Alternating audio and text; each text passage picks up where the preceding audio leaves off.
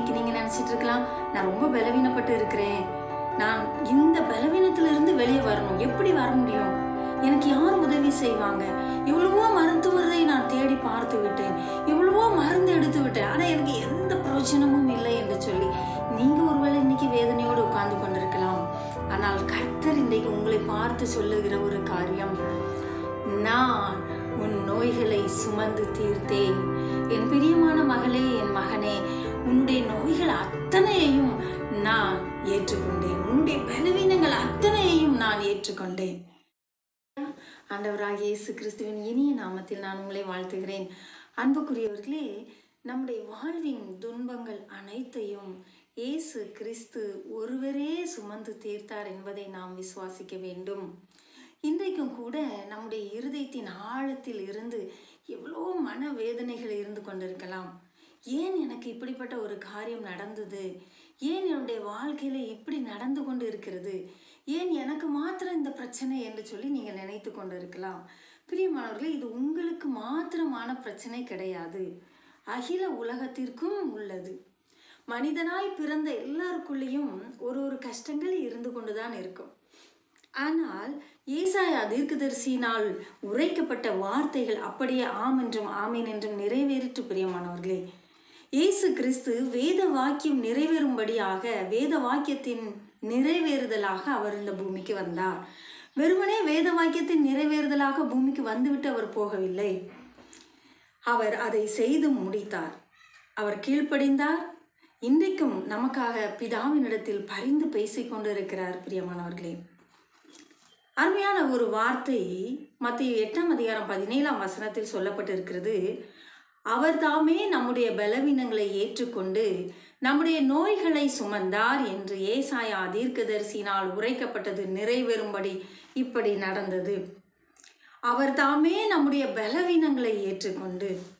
ஆம் பிரியமானவர்களே, ஒருவேளை இன்னைக்கு நீங்க நினைச்சிட்டு இருக்கலாம், நான் ரொம்ப பலவீனப்பட்டு இருக்கிறேன், நான் இந்த பலவீனத்திலிருந்து வெளியே வரணும், எப்படி வர முடியும், எனக்கு யார் உதவி செய்வாங்க, எவ்வளவோ மருத்துவரை நான் தேடி பார்த்து விட்டேன், எவ்வளவோ மருந்து எடுத்து விட்டேன், ஆனால் எனக்கு எந்த பிரயோஜனமும் இல்லை என்று சொல்லி நீங்கள் ஒருவேளை இன்னைக்கு வேதனையோடு உட்கார்ந்து கொண்டிருக்கலாம்.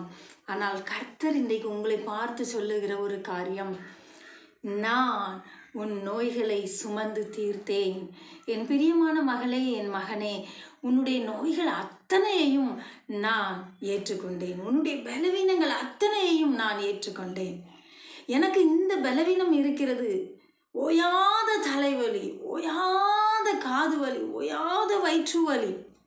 அருமையான ஒரு சகோதரியை எனக்கு தெரியும், அவர்கள் சொன்னார்கள், எனக்கு அடிக்கடி ஒரே வயிற்று வலி வருகிறது, இந்த வயிற்று வலி வந்தவுடன் எப்படியாவது மரித்து போய்விட வேண்டும் என்றுதான் எனக்கு யோசனை வருகிறது.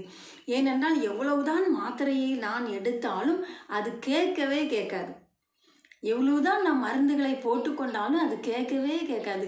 ஆகவே அந்த வயிறு வலி வந்துச்சுன்னா அது என்னை போட்டு பரட்டி எடுத்து 1 மணி நேரமாவது உருண்ட பிறகுதான் கொஞ்சம் நிற்கும்னு சொல்லி மிகுந்த வேதனையோடு சொன்னார்கள். அப்பொழுது நான் சொன்னேன், நீங்கள் வேதனைப்பட வேண்டிய அவசியம் இல்லை, உங்களுக்காக என் தகப்பன் இயேசு கிறிஸ்து அவர் இந்த பலவீனங்களை சிலுவையிலே சுமந்து தீர்த்தார். அவருடைய இரத்தம் உங்களை சுத்தமாக்கும், அவருடைய இரத்தம் உங்களுக்கு இன்றைக்கு சுகத்தை கொண்டு வரும் என்று சொன்னேன். அவர்களால் அதை விசுவாசிக்க முடியல, இருந்தாலும் சரி நீங்கள் சொல்லுவதனால் நான் கேட்குறேன், நீங்கள் எனக்காக ஜெபிப்பீர்களா என்று சொன்னார்கள். அருமையான மகனே, மகளே, அவர்களுக்காக நாங்கள் ஜெபித்தோம். இன்றைக்கு அது எத்தனை ஆண்டுகளாக கட்டி வச்சிருந்தா அந்த பிசாசு அந்த கொடி வயிற்று வலியை கொடுத்து இன்னைக்கு நல்ல விடுதலையாகி சந்தோஷமா இருக்காங்க. எனக்கு அருமையானவர்களே, ஒருவேளை நீங்கள் கூட அப்படி நினச்சிட்டு இருக்கலாம், எனக்கு இருக்கிற வியாதி, எனக்கு இருக்கிற கடன், எனக்கு இருக்கிற பிரச்சனை, என் பிள்ளை இப்படி கிடக்கு, இதெல்லாம் யோசித்து பார்த்துட்டு நான் செத்துடலான்னு நினைக்கேன், எங்கேயாவது ஓடிடலான்னு நினைக்கேன், என் வாழ்க்கை ஏன் இப்படி இருக்கிறதுன்னு சொல்லி நீங்கள் நினைக்கலாம். ஆனால் கர்த்தர் சொல்லுகிறார், அவர் உங்களுடைய பலவீனங்களை ஏற்றுக்கொண்டார். ஹல்லேலூயா.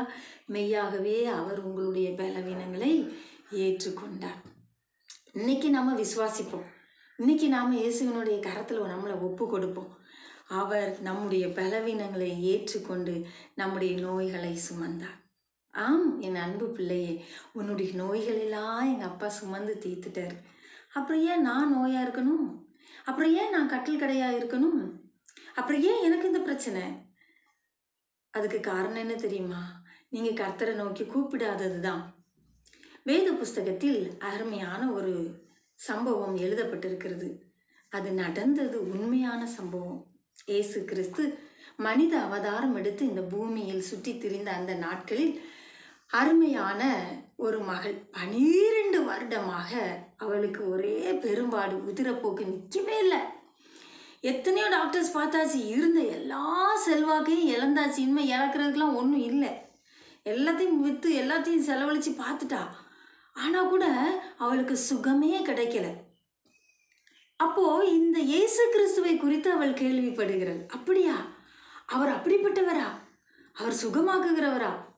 ஆனால் 12 வருடம் இவள் பெரும்பாடு உள்ளவளாய் இருந்ததினால் என்ன நடந்தது தெரியுமா? இவளை எல்லாருமே ஒதுக்கி வைத்து விட்டார்கள். பொதுவாக அந்த நாட்களில் வியாதி உள்ளவர்கள் அப்படியே ஏதோ பாவம் செஞ்சிருப்பாங்க போல, அதனால தான் இந்த நோய் அவங்களுக்கு வந்திருக்குன்னு சொல்லிட்டு அப்படியே வியாதி உள்ளவர்களை ஒதுக்கிடுவாங்க. கண்டுக்கவே மாட்டாங்க. அவங்கள எந்த நல்லது கெட்டதுக்கும் கூப்பிடவே மாட்டாங்க. இந்த சமுதாயம் அவர்களை அப்படியே ஒதுக்கிவிடும். ஆகவே இந்த சகோதரியும் அப்படி ஒடுக்கப்பட்டார்கள். இவங்களுக்கு என்ன செய்யணும்னே தெரியல. அப்போ இந்த செய்தி கேட்குது, இயேசு போகிறார் என்கிற செய்தி. அப்போது இவங்க நினைக்கிறாங்க, நான் போய் இயேசுக்கிட்ட வேண்டி அவர் எனக்கு சுகம் தந்து இந்த ஜனங்கள் என்ன நிச்சயமாக இயேசு பக்கத்தில் போக விட மாட்டாங்க என்று சொல்லி தன்னையே மூடிக்கொண்டு அவங்க போகிறாங்க. போய் இயேசுவின் வஸ்திரத்தை தொட்டாயிலும் நான் சுகமாவேன் என்று சொல்லி அந்த விசுவாசத்தோடு இயேசுவினுடைய வஸ்திரத்தை தொட்டு அவங்க சுகமாகிறாங்க. அந்த சுகம் கிடைத்த உடனே இயேசு சொன்னார், என்னிடத்தில் என்னை யார் நெருக்கினது, என்னை யார் தொட்டது என்று கேட்டார். அப்போதான் சொன்னாங்க அவங்க சீசர்கள்லாம், எப்பா இத்தனை பேர் உங்களை நெருக்கி தொட்டுக்கிட்டு வராங்க, இதில் யார் தொட்டான்னு நாங்கள் எப்படி கண்டுபிடிக்க முடியும்? என்னிடத்திலிருந்து வல்லமை புறப்பட்டது.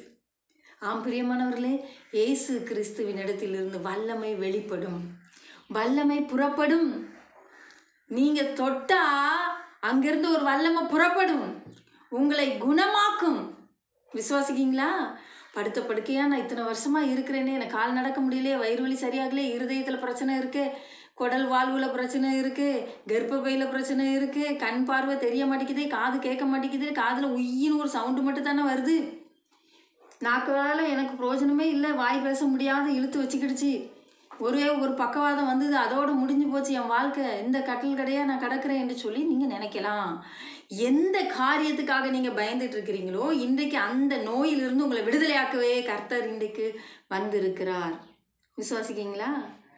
நீங்கள் நம்புனீங்கன்னா, நீங்கள் விசுவாசிச்சிங்கன்னா இன்னைக்கு உங்களுக்கு அற்புதம், இன்னைக்கு உங்களுக்கு அற்புதம். அது எப்படிமா நடக்கும் அப்படின்னு நீங்கள் மட்டும் நினச்சிடாதீங்க. ஏன்னா இவளுக்கு 12 வருஷம், 1 வருஷம் 2 வருஷம் இல்லை, 12 வருஷம் பாடு, சமுதாயத்தினரால் ஒதுக்கி வைக்கப்பட்டவளாய் மாறிவிட்டாள். ஆனால் இயேசு கிறிஸ்து அந்த வழியாக போகிறார் என்று அவள் கேள்விப்பட்டு அவள் சும்மா இருக்கல, அவள் தன்னை மூடிக்கொண்டு முக்காடிட்டு கொண்டு வேகமாக போய் அவரை தொட்டாள். அவருடைய வஸ்திரத்தையாவிலும் நான் தொடுவேன்னு சொல்லிட்டு போய் அவருடைய வஸ்திரத்தை தொட்டாள். இப்படிப்பட்ட விசுவாசத்தை தேவன் எதிர்பார்க்கிறார். இன்றைக்கு இயேசு கிறிஸ்து உங்களிடத்துல எதிர்பார்க்கிறதெல்லாம் இது ஒண்ணுதான். இப்படிப்பட்ட ஒரு விசுவாசத்தை தான் அவர் எதிர்பார்க்கிறார். அவர் கொடுக்க மாட்டேன்னு சொல்லவே மாட்டார். எல்லாரையும் அவர் ஈக்குவலா தான் வச்சிருக்கிறார். எல்லாருமே அவருடைய பிள்ளைகள், அதை புரிஞ்சுக்கோங்க. சரியா? நீங்க அவருடைய பிள்ளைகள் என்பதை மறக்காதீங்க. நான் ஞானஸ்நானம் எடுக்கல, நான் ரட்சிக்கப்படலை, சர்ச்சுக்கு போகலை, அப்போ எப்படி அவர் பிள்ளையா இருக்க முடியும்னு நினைக்கிங்களா?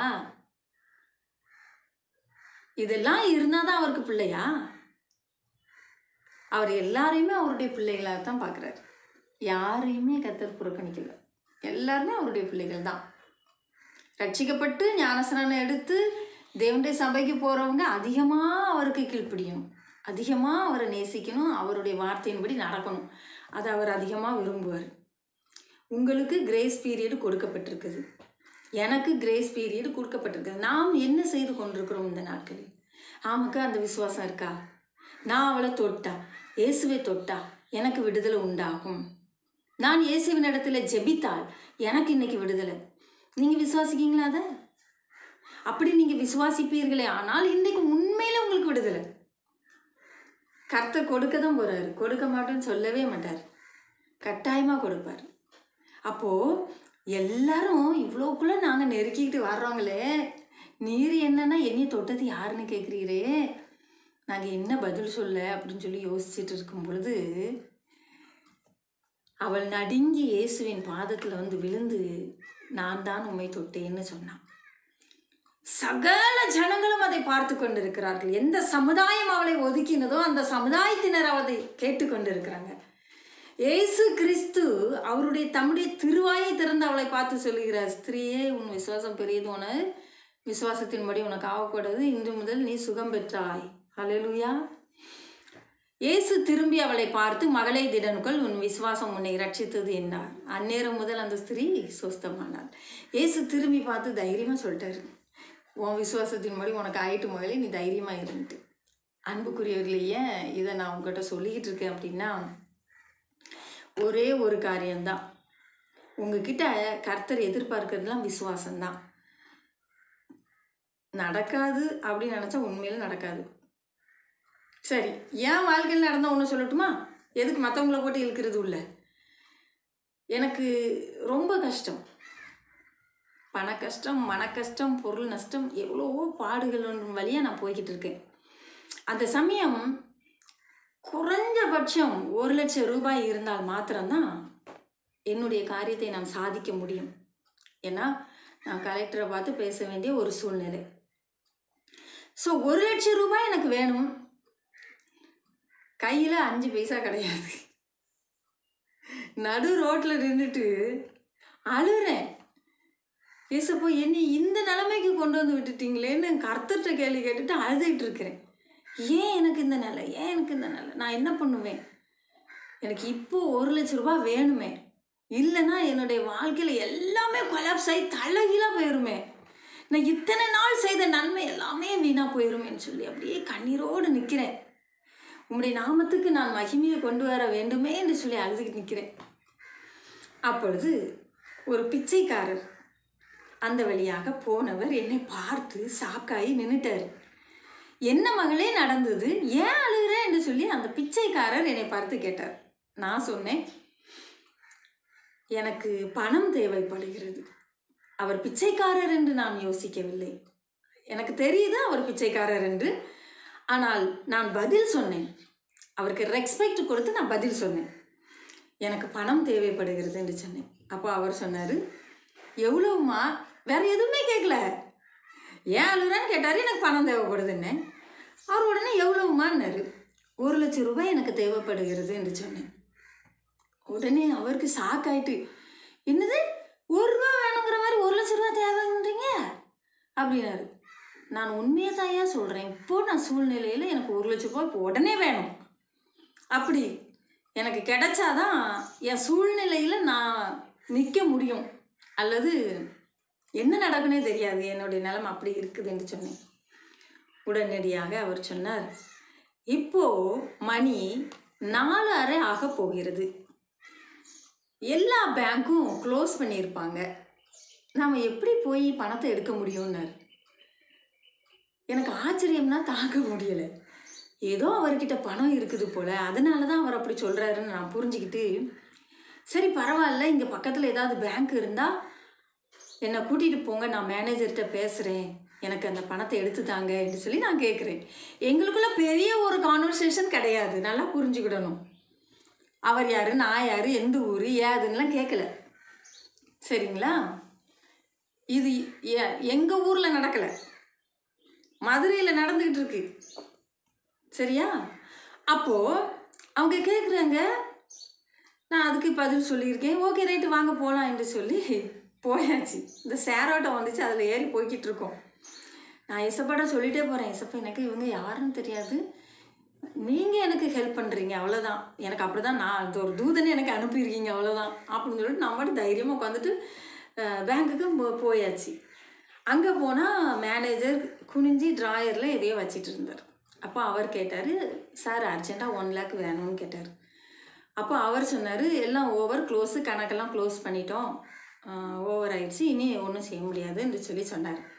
அப்போ நான் சொன்னேன், சார் ரொம்ப அர்ஜென்ட்டு, இறக்கம் பாராட்டுங்கன்னு. என்னுடைய சத்தத்தை கேட்ட உடனே அவர் நிமிர்ந்து பார்த்துட்டு அந்த நபரை பார்த்து, ஐயா நீங்களா, வாங்க வாங்க, என்ன என்ன அப்படின்னு சொல்லி கேட்டார். உடனே அவர் 1,00,000 ரூபா வேணும். அப்படியே சரி சரி சரி தரேன் அப்படின்னு சொல்லிட்டு வேற எதுவுமே கேட்கல. எதுக்கு 1,00,000 ரூபா வேணும், இங்கே கணக்கு முடிஞ்சாச்சு, இங்கே பேங்க்கு க்ளோஸ் பண்ணியாச்சு, எதுவுமே சொல்லலை. ட்ராயர் திறந்தாரு, 1 லேக் எடுத்தாரு, இவர் கையில் கொடுத்தாரு. இவர் என்ன பண்ணார் தெரியுமா? அதை அவருடைய பேண்ட் பாக்கெட்டில் இருக்கிற கர்ச்சிப்பை எடுத்து அதில் சுருட்டி, இந்தாங்க மகளே நீங்கள் கொண்டு போங்க என்று சொன்னாங்க. நானும் இப்படியே பார்க்குறேன் அவரை ஆச்சரியமா. பார்த்தா ஒரு கிழிஞ்ச பேண்ட்டும் கிழிஞ்ச சட்டையும் போட்ட ஒரு பிச்சைக்கார மாதிரி இருக்கிறாரு. இவருக்குள்ள இவ்வளோ ஒரு காரியமான்னு சொல்லி எனக்கு அந்த அதிசயத்தில் ஒன்றும் ஓடலை, கையும் ஓடலை, காலும் ஓடலை. சந்தோஷத்தில் என்ன செய்யனே புரியல. அப்படியே யோசனை பண்ணிகிட்டே நிற்கிறேன். அதுக்கப்புறம் அவர் ஒரே ஒரு காரியத்தை சொன்னார், நீ என்ன செய்வியோ, செய்யணும்னு நினைக்கிறியோ அதை துரிதமாக செய், போ, சீக்கிரமாக அவன் காரியத்தை செய்யன்னு சொன்னாங்க. வேற ஒன்றுமே அங்கே சொல்லலை. நான் அந்த பணத்தை வாங்கிட்டு வெளியில் வந்துட்டேன். ஏன்னா என்னுடைய கஷ்டம், அந்த சூழ்நிலை அப்படி இருக்குது. நான் கலெக்டரை பார்க்கணும், ப்ரெஸ் மீடியாவுக்கெலாம் நான் வந்து பேசணும், அப்படி நிறைய பிரச்சனைகள் இருந்ததுனால அதே யோசனையில் அப்படியே வெளியில் வேகமாக வந்துட்டேன். வந்ததுக்கப்புறம் தான் என்ன இப்படி ஒரு கேள்வி கூட கேட்காம நம்ம வந்துட்டோமே, இவங்க யார் என்னன்னு தெரியலையேன்னு சொல்லி திருப்பி திடுன்னு ஓடுறேன் உள்ள. போயிட்டு ஐயா அப்படின்ட்டு பார்க்க அங்கே யாருமே இல்லை. அன்புக்குரியவர்களே, விசுவாசம் என்பது காணப்படாதவைகளின் உறுதியும் நம்பப்படாதவைகளின் நிச்சயமாய் இருக்கிறது. இந்த ஸ்திரீயும் அப்படித்தான். நான் அவருடைய வஸ்திரத்தின் ஓரத்தை தொட்டாயிரம் சுகத்தை பெற்றுக்கொள்வேன் என்று சொல்லி விசுவாசித்து வந்தாலே அந்த விசுவாசத்தை கர்த்தர் கனப்படுத்தினார். ஹல்லேலூயா. இன்னைக்கு உங்கள் விசுவாசம் எப்படி இருக்குன்னு யோசிச்சுக்கோங்க. அன்புக்குரியவர்களே, அது மாத்திரமல்ல, மத்தேயு 15ஆம் அதிகாரம் 22ஆம் வசனம் இப்படியாக சொல்லுகிறது, அப்பொழுது அந்த திசையில் குடியிருக்கிற கானானிய ஸ்திரீ ஒருத்தி அவரிடத்தில் வந்து, ஆண்டவரே, தாவீதின் குமாரனே, எனக்கு இரங்கும். எப்படி கேட்க பார்த்தீங்களா? கானானிய ஸ்திரீனா அந்நியர்கள், அவங்க கர்த்தருடைய பிள்ளைங்க இல்லை, வேற ஒருத்தங்க. சரியா? என் மகள் பிசாசினால் கொடிய வேதனைப்படுகிறாள் என்று சொல்லி கூப்பிட்டாள். அவ கடந்து கத்துறா, என் மகள் பிசாசினால கொடிய வேதனைப்படுறா, தயவு செய்து வாங்க குணமாக்குங்க அப்படின்னு கத்திட்டு இருக்கிறா. அவள் கத்துறத அவர் காது கொடுத்து கேட்டாலும் அமைதியா இருக்காரு. பாருங்க, அவளுக்கு பிரதித்திரமாக அவர் ஒரு வார்த்தையும் சொல்லலை. இங்கே ஒருத்தி கத்துறால, ஏன் கத்துறான்லாம் அவர் கண்டுக்கவே இல்லை. ஒரு வார்த்தை கூட சொல்லாமல் அமைதியாக இருக்கிறாரு. அப்பொழுது அவருடைய சீசர்கள் வந்து, இவள் நம்மளை பின்தொடர்ந்து கூப்பிடுகிறாளே, சீசர்கள்லாம் வராங்க, வந்துட்டு இவ நம்மளை பின்தொடர்ந்து கூப்பிட்டுட்டே வராளே, இவளை அனுப்பிவிடும் என்று அவரை வேண்டிக் கொண்டார்கள். அனுப்பிவிடுனா மீனிங் புரியுதா? ஏதாவது செஞ்சு அனுப்புங்க ஐயா, ரொம்ப தொந்தரவாக இருக்கு, பின்னாடியே வந்து கத்திக்கிட்டே இருக்கா, பின்னாடியே வந்து தொந்தரவு செய்து கொண்டே இருக்கிறாள். நீங்க கர்த்தரை எந்த அளவுக்கு தொந்தரவு செய்றீங்க? அவர் இஸ்ரவேலை புகழ்ச்சியாக்கும் வரைக்கும் அவரை அமர்ந்திருக்க விடாதிருங்கள். உங்க வாழ்க்கை புகழ்ச்சி ஆகிற வரைக்கும், உங்க வாழ்க்கை மாறுகிற வரைக்கும், உங்கள் நோய் தீருகிற வரைக்கும், உங்கள் வேண்டுதல் கிடைக்கிற வரைக்கும், உங்களுக்கு கற்பத்தின் கனி கிடைக்கிற வரைக்கும், உங்கள் ஆசை விருப்பம் நிறைவேறும் வரைக்கும் கர்த்தரை விடாமல் தொந்தரவு பண்ணுங்கள். விடாம தொந்தரவு பண்ணா தாங்க முடியல இவருக்கு.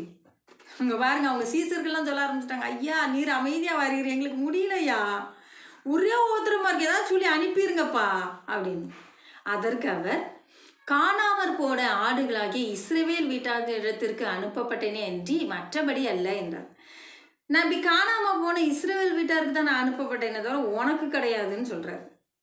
அதுக்கு அவ பொறுமையா ஒரு பதில் சொல்றா பாருங்க. அவள் வந்து, ஆண்டவரே எனக்கு உதவி செய்யும் என்று அவரை பணிந்து கொண்டாள். அவர் அவளை நோக்கி, பிள்ளைகளின் அப்பத்தை எடுத்து நாய்க்குட்டிகளுக்கு போடுகிறது நல்லதல்ல என்றார். நான் பிள்ளையின் அப்பத்தை எடுத்து நான் தரமாட்டேன்னு சொல்லவும் அவ அழகான ஒரு பதில் சொல்றா, விடாம. பாத்துக்கங்க. அதற்கு அவள், மெய்தான் ஆண்டவரே, ஆகிலும் நாய்க்குட்டிகள் தங்கள் எஜமான்களின் மேஜையில் இருந்து விழும் துணிக்கைகளை தின்னுமே என்றாள். நான் நாய்தான்யா, அதை பற்றி எனக்கு கவலை இல்லை. ஆனால் எஜமானுடைய மேஜையிலிருந்து விழுகிற துணிக்கு எது தான் சாப்பிடும்? நாய் தான் சாப்பிடும். மிச்சம் மீதியெல்லாம் எது தான் சாப்பிடும்? நாய் தான் சாப்பிடும். அதை சாப்பிடக்கூடாதுன்னு நம்ம யாரும் சொல்ல முடியாதே. அதை எனக்கு தந்தாலே போதும், என் பிள்ளை சோமாயிரும். ஹல்லேலூயா. எவ்வளோ பெரிய ஒரு விசுவாசம் பாருங்க. எனக்கு வேற ஒன்றும் வேணாம், அதுதான் வேணும். உங்கள் பிள்ளைக்குரியது நீங்கள் உங்கள் பிள்ளைக்கு கொடுங்கய்யா. இந்த டேபிளில் இருந்து சிந்துது பாருங்கப்பா, அதை நான் சாப்பிட்டுட்டு போகிறேனே. உங்கள் பிள்ளைகளுக்குன்னு நீங்கள் வச்சுருக்கதை நான் கேட்கலையே. எவ்வளோ ஞானமாவா பேசுகிறா பாருங்க. விடாமல் தொந்தரவு பண்ணுகிறாள், ஞானமாய் பேசுகிறாள். இயேசு கிறிஸ்து ஒரு உவமையை சொன்னார். அது என்ன தெரியுமா? ஒரு சிநேகிதன் இன்னொரு சிநேகிதனை பார்க்க இரவு நேரத்தில் போய் கதவை தட்டினான். அவனோ, நான் என் மனைவி பிள்ளைகளோடு படுத்தாயிற்று, இனி என்னால் கதவை திறக்க முடியாது என்று சொன்னான். ஆனாலும் அவன் விடாமல் தட்டி கொண்டே இருந்தான். ஆகவே அவன் தொந்தரவு தாங்காமல், என்னங்கடா இது, சரி என்னன்னு கேட்டுருவோம் என்று சொல்லி அவன் திறந்து அவனுக்கு பதில் சொன்னதை பார்க்கிறோம். அன்பானவர்களே, ஒரு ஏழை விதவை இருந்தால் அந்த விதவைக்கு ஒரு நியாயம் கிடைக்க வேண்டியது இருந்தது. அந்த நியாயம் கிடைக்காமல் போகும்போது அவள் அந்த ராஜாவின் இடத்துல ஓயாம போயிட்டே இருக்கா. அவள் ஏழை தான், அவளுக்கு யாருமே கிடையாது, பரிந்து பேச யாருமே கிடையாது. அடிக்கடி அந்த ராஜாவின் இடத்துல போய் அவள் தொந்தரவு பண்ணினாள் என்று இயேசு சொன்னார். அவள் அப்படி அடிக்கடி தொந்தரவு பண்ணும் பொழுது இவள் ஏன் இப்படி உங்களை போட்டு தொந்தரப்பா? இத்தனைக்கும் அவர் அநீதியான ராஜா, நியாயமே செய்ய மாட்டான், நல்லதே அவன் வாழ்க்கையில பண்ணினதே கிடையாது. அப்படிப்பட்ட ராஜாவை பார்க்க இவா போறா, எப்படியாவது எனக்கு நியாயம் செய்யுங்க, எப்படியாவது எனக்கு நியாயம் செய்யுங்கன்னு சொல்லிட்டு. அப்படி அநீதியான அந்த ராஜாவே என்ன பண்ணிட்டான்னா, ஒரு நியாயத்தை அவனுக்கு செய்தான் என்று சொல்லப்பட்டிருக்குது. அவன் சொல்லிட்டான், எப்பா இனிமே இவ என்னைய தொந்தரவு பண்ணாதபடிக்கு இவளுக்கு என்ன வேணுமோ செய்யுங்கன்னு சொல்லிட்டான். அது போல இவ தொந்தரவு பண்ணிட்டே வாரா. நாய்க்குட்டிகளுக்கு கிடைக்கும், அதை நான் எடுத்துக்கிறேன், பிள்ளையின் அப்பத்தை எனக்கு தரான்டா, நாய்க்குட்டிகளுக்கு கிடைக்கிறதையாச்சும் நான் எடுத்துக்கிறேன்னு தொந்தரவு பண்ணான். நீங்களும் நானும் கர்த்தரை எந்த அளவுக்கு தொந்தரவு பண்றோம்? எருசலேமை அவர் புகழ்ச்சியாக்கும் வரைக்கும் அவரை தொந்தரவு பண்ணுங்கள்னு இருக்கு. நீங்க தொந்தரவு பண்றீங்களா? அப்படி தொந்தரவு பண்ணுனீங்கன்னா நிச்சயமாக அவர் உங்களை ஆசீர்வதிப்பார். அவரால் மறுக்கவே முடியாது. ஒருவேளை நீங்க நினைக்கலாம், நான் ஆண்டவர் அறியாம இருக்கிறேன், நான் இப்படி இருக்கிறேன் அப்படி இருக்கிறேன்.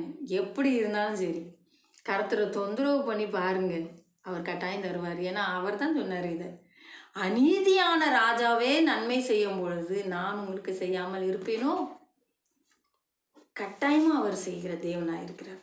அவர் இந்த பூமிக்கு வந்ததின் முதல் நோக்கமே நம்மை ரட்சிக்கிறது, நம்மை ரட்சித்து பரலோக ராஜ்யத்துக்கு கொண்டு செல்வதற்கு.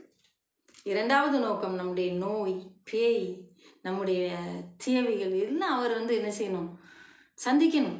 அவர் விரும்பினார். அவர் மூலமாக நாம் ஆசீர்வதிக்கப்பட வேண்டும் என்று அவர் விரும்பினார். கோடி கோடியாக சம்பாதிக்க வேண்டும் என்று நான் சொல்ல வரவில்லை. அவருடைய தழும்புகளால் குணமானீர்கள் என்று எழுதப்பட்டிருக்கிறது. ஆகவே பிள்ளையின் அப்பமாகிய தெய்வீக சுகத்தை நாம் இன்றைக்கு கேட்க போகிறோம். இயேசுவே எனக்கு தாங்கப்பா, நான் அதை பெற்றுக்கொள்கிறேன் என்று சொல்லி நீங்கள் கேளுங்க. கர்த்தர் உங்களுக்கு தர வல்லவராக இருக்கிறார். எவ்வளவு பாடுகள் இருந்தாலும் சரி, எவ்வளவு பிரயாசங்கள் இருந்தாலும் சரி, எனக்கு இனி கிடைக்காது, அவ்வளவுதான் முடிஞ்சிச்சுன்னு நினைச்சாலும் சரி, நாம் ஒருவரை தொந்தரவு பண்ணிட்டே இருப்போமானால் அவர் நமக்கு நீதி செய்வாரே. ஆனால் இந்த உலகத்தினுடைய அநித்தியான காரியங்களுக்காக அப்படி கிடைக்குமானால் இயேசு கிறிஸ்து நமக்காக ஜீவனையே கொடுத்திருக்கிறார். உங்களுக்காக எனக்காக ஜீவனையே கொடுத்த அவரிடத்திலிருந்து எல்லா ஆசீர்வாதமும் வருகிறது. இன்னைக்கு உங்களுக்கு என்ன வேணும்? என்ன சுகம் வேணும்? என்ன ஆசீர்வாதம் வேணும்? என்ன விடுதலை வேணும்? எதுல நீங்க மாட்டிட்டு இருக்கீங்க? எதுல நீங்க வேதனைப்பட்டுக்கிட்டு இருக்கீங்க? அது இன்னைக்கு நீங்க ஆண்டவருடைய சமூகத்துல ஒப்பு கொடுங்க. கர்த்தர் நிச்சயமாக உங்களை ஆசீர்வதித்து உங்கள் தேவைகளை சந்திக்கிறவராக இருக்கிறார். இது அவர் சும்மா வெறுமனை சிலுவையில நமக்காக மறிச்சிட்டு உயிர் தெழுந்து பிதாவின் இடத்துல ஏதோ அசால்ட்டா நினைக்காதீங்க. இன்னைக்கு நமக்காக யாராவது உயிரை கொடுக்க ரெடியாக இருக்காங்களா? உயிர் எங்கே, எதையுமே கொடுக்க மாட்டாங்க. உயிரை மட்டும் எங்கே கொடுக்க? அப்படிப்பட்ட உலகத்தில் இருக்கிறோம். ஆனால் கர்த்தர் நமக்காக உயிரை கொடுத்துருக்கிறாரு இல்லையா? அப்போ அவர் இதெல்லாம் கொடுக்கறது நமக்கு அதிக நிச்சயம் அல்லவா? ஆகவே உங்கள் தேவைகளை காட்டிலும் உங்கள் தேவையை சந்திக்கிறவர் பெரியவராயிருக்கிறார். அதுதான் நீங்கள் யோசிக்கணும். எனக்கு கிடைக்கும் என்று விசுவாசிக்க வேண்டும். கிடைக்கும் வரைக்கும் போராடுவேன், விடமாட்டேன். விடாபிடியாக நான் அவரை பற்றி கொள்வேன். அவரை விசுவாசிக்கிறேன். அவருடைய வஸ்திரத்தின் ஓரத்தை தொட்டாயிலும் நான் குணமாவேன். அதுதான் தேவன் எதிர்பார்க்கிறார். இன்றைக்கி உங்ககிட்ட அதை தான் எதிர்பார்க்கிறார். நீங்கள் விசுவாசிக்கீங்களா? பெற்றுக்கொள்வேன் என்று விசுவாசிக்கீங்களா? நான் ஏன் இப்படி இருக்கேன், எனக்கு இத்தனை ஆண்டு ஆச்சு, இத்தனை வருஷம் ஆச்சு அப்படின்னு மட்டும் சும்மா சொல்லிட்டு இருக்காதீங்க. இத்தனை ஆண்டுகள் இத்தனை வருஷங்கள் நம்ம பாடுபடுறோம்னா அதுக்கு முற்றுப்புள்ளி வைக்கணுமா வேண்டாமா? இல்லை பரவாயில்ல, எனக்கு அவ்வளோதான், டாக்டர்லாம் சொல்லிட்டாங்க, இனிமேல் அவ்வளோதான் அப்படின்றது தான். அப்போ அப்படியே தான் இருக்கணும். அவரை தொந்தரவு பண்ணுங்க, அவரை சும்மா இருக்க விடாதீங்க. அவர்கிட்ட கேளுங்க. அவர் உங்களுக்கு தர வல்லவராக இருக்கிறார். அவரால் கூடாது ஒன்றும் இல்லை.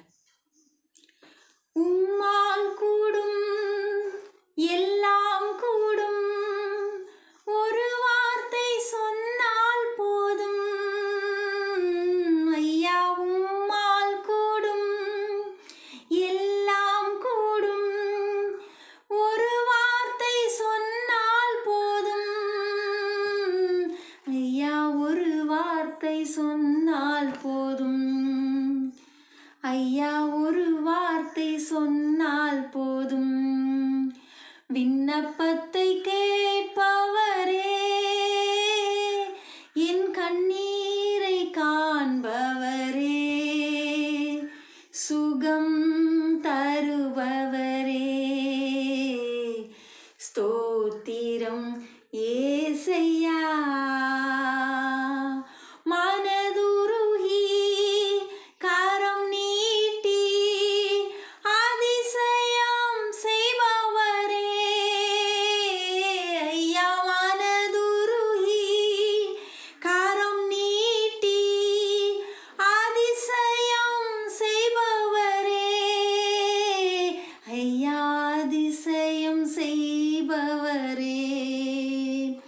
விண்ணப்பத்தை கேட்பவரே, என் கண்ணீரை காண்பவரே, சுகம் தருபவரே,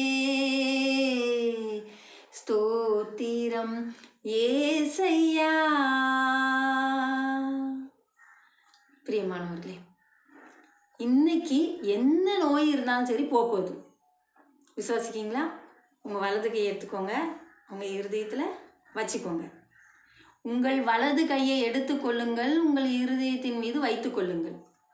அல்லது எந்த நோய் இருக்குதோ அந்த இடத்துல வைங்க. கண்ணாக இருந்தால் கண்ணில் வைங்க, தலைவலியாக இருந்தால் தலையில் வைங்க, வயிற்று வலியாக இருந்தால் வயிற்றில் வச்சுக்கோங்க, நெஞ்சு வலியாக இருந்தால் நெஞ்சில் வச்சுக்கோங்க.